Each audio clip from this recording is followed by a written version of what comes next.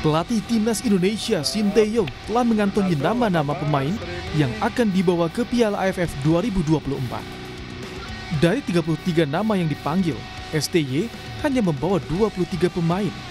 Sebagian pemain dicoret karena alasan cedera dan kondisi fisik sakit. Sebagian pemain lain seperti Ivar dan Hübner belum mendapatkan persetujuan dari klub. Kendati menemui kendala dalam memanggil pemain abroad, namun pelatih STY belum berencana memanggil tambahan pemain. Manajer Timnas Sumarji bilang, skuad yang ada saat ini yang akan memperkuat Timnas di Piala AFF. Sudah kita diskusikan dan selalu kita komunikasikan dengan Coach Shin. Intinya skuad yang ada saat sekarang inilah yang akan memperkuat AFF. Jadi tidak ada lagi, sementara belum ada lagi pemanggilan pemain baru. Tetapi nanti akan kita lihat, kalaupun misalkan ada perkembangan, akan segera kita informasikan. Meskipun diisi mayoritas pemain U22, Menpora Dito Aryo Tejo optimistis pada performa anak asuh Sinteyong di Piala AFF 2024. Menpora bilang, pemilihan Timnas U22 bagus untuk regenerasi. AFF, ya pasti targetnya juara lah Mbak, masa enggak. Ini kan pakai U23 ya. Saya sih rasa optimis ya, dan ini saya rasa juga bagus juga buat mengencangkan kesolidan tim juga. Artinya memang fokusnya regenerasi? Ya, Pak Ete menyampaikan bahwa di AFF ini lebih fokus ke regenerasi, dan itu yang kita butuhkan. Timnas Indonesia telah menutup sesi pemusatan latihan di Bali. Usai dari Bali, Timnas akan bertolak ke Jakarta untuk jeda sehari. Dilanjutkan terbang ke Myanmar untuk melakoni laga perdana. Timnas akan berhadapan dengan Myanmar pada 9 Desember 2024. Tim Liputan Kompas TV.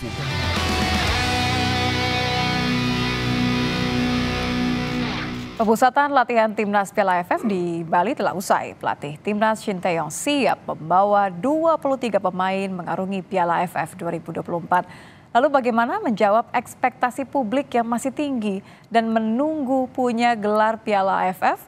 Kita sudah bersama dengan manajer Timnas Sumarji. Selamat malam Pak Marji.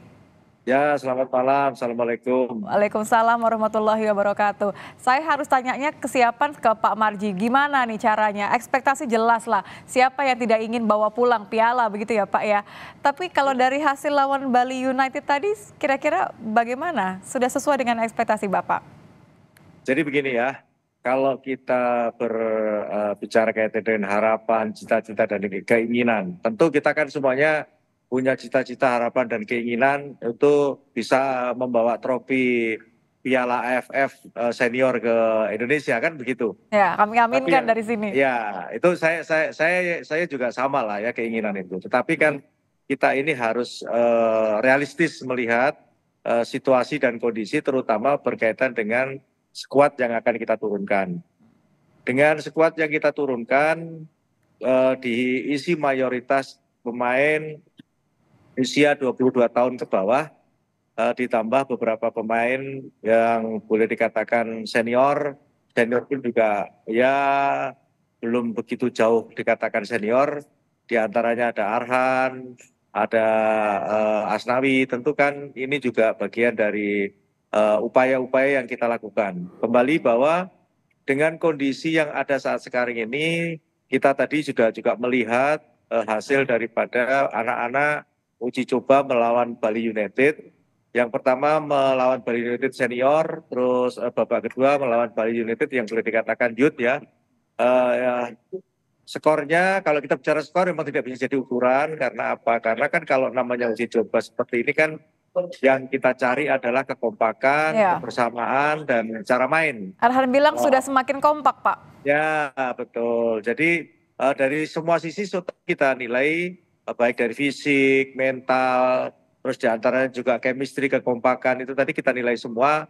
Memang kalau kita lihat dari sisi kekompakan, chemistry juga boleh dikatakan sudah meningkat cukup bagus. Tinggal sekarang kita bagaimana para pemain ini mentalnya dikuatkan kembali dan diisi dengan taktik strategi. Sehingga ketika kita nanti menghadapi yang pertama Myanmar, anak-anak betul-betul sudah siap.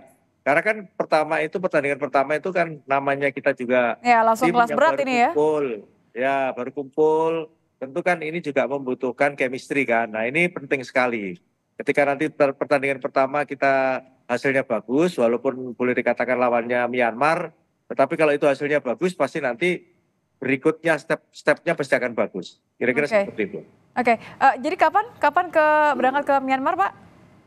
Kita besok anak-anak jam 10 ke Jakarta dulu, kita stay sehari di Jakarta, lantas tanggal 5 kita berangkat semuanya ke Myanmar. Tapi kalau ngobrol-ngobrol dengan pemain, ini kan tadi Pak Marji ngomongin soal mental. Respon mereka sejauh ini gimana? Harus lawan tim-tim senior di AFF, mereka juga masih mencoba mencari kekompakan. Ya, jadi kalau kaitannya dengan itu, satu ya, kita tahu bahwa ini anak-anak ini kan walaupun boleh dikatakan usianya muda, tetapi kan mereka ini sudah boleh dikatakan sering kumpul, terutama TC cukup panjang. Rata-rata mayoritas diisi pemain U20 yang Piala Dunia yang nggak jadi itu. Sehingga kita lihat anak-anak cepat sekali itu nyambungnya, ya cepat sekali nyambungnya. Hanya cuman yang tetap harus kita perhatikan adalah dari sisi mental, karena sisi mental ini penting banget nih. Sisi mental itu harus betul-betul kita kuatkan kembali. Dengan demikian nanti pasti kalau mentalnya kuat, fisiknya juga tadi kita lihat juga sudah peningkatan juga cukup lumayan lah dibandingkan dengan ketika pertama kali datang. Ini boleh dikatakan ya membawa angin segar lah buat kita semuanya. Mudah-mudahan nanti hasilnya positif lah di pertandingan. Oke. Mudah-mudahan ya, saya juga berharap yang sama. Kalau dari sisi pemain artinya harapan pasti ada semua di sana. Tapi kan tidak bisa dilupakan ya Pak Marji, kalau 3 pemain abroad ini kan terkendala ya, kita semua sempat agak khawatir juga. Akan ada pemanggilan pemain baru nggak dari senior mungkin di Liga 1? Sampai dengan tadi terakhir kita diskusi, belum ada penambahan pemain baru. Jadi dari 33 pemain yang kemarin kita panggil, terus 3 kemarin kita pulangkan karena cedera, 1 sakit, 1 cedera belum sembuh dari klubnya. Terus berikutnya yang abroad boleh dikatakan yang masih terkendala ini 1 Ivar, yang kedua Justin. Ini keduanya belum ada kabar baik belum ada. Tetapi kalau Rafael sudah ada kepastian dan kemarin sudah saya dikasih tahu sama Ketua Umum intinya bahwa untuk Rafael itu bisa bergabung di tanggal 17. Tetapi tadi Coach Shin juga minta kalau bisa lebih cepat lagi. Kami juga akan coba berupaya agar supaya Rafael bisa gabung mungkin lebih cepat lah. Ya semua kembali kepada kebutuhan klub juga, karena kan ini kan bukan agenda FIFA, sehingga kita juga agak sulit juga kalau kita memaksakan diri untuk meminta pemainnya dikirim untuk TC. Ya, jadi kalau saya kira ini kita cari win-win solution lah. Sehingga kita semuanya bisa berjalan sesuai, klubnya berjalan dengan baik, di timnasnya juga bisa berjalan dengan baik. Kira-kira seperti itu. Jadi kalau bicara soal komposisi ini sudah ada bayangan Pak, skuad intinya nanti siapa saja? Oh sudah. Tadi kan sudah dicoba. Oh sudah dicoba. Yang tadi melawan Bali United berarti ya? Ya, tadi waktu boleh dong diumumkan ini secara mungkin dari line up-nya, di belakang siapa, kemudian sampai ke depan siapa, supaya kita semua dapat kepastian sedikit starting 11-nya. Kalau masing-masing posisi itu kan kita juga ini waktunya juga masih panjang, nanti kan juga pasti ada rolling kan begitu. Nanti pastinya kalau kaitannya dengan soal masing-masing komposisi pemain dan juga posisi para pemain yang akan dijadikan starter pemain inti, ya nantilah pasti akan saya sampaikan itu. Oke. Jadi harus bersabar dulu ya, tunggu deg-degan aja tapi nggak apa-apa. Biar penasaran dulu. Baik. Terima kasih Pak Marji sudah bergabung bersama kami. Titip salam untuk semuanya, kita doakan yang terbaik dari sini. Baik, mohon doanya. Ya sekali lagi saya cuma berpesan harapannya jangan terlalu tinggi lah.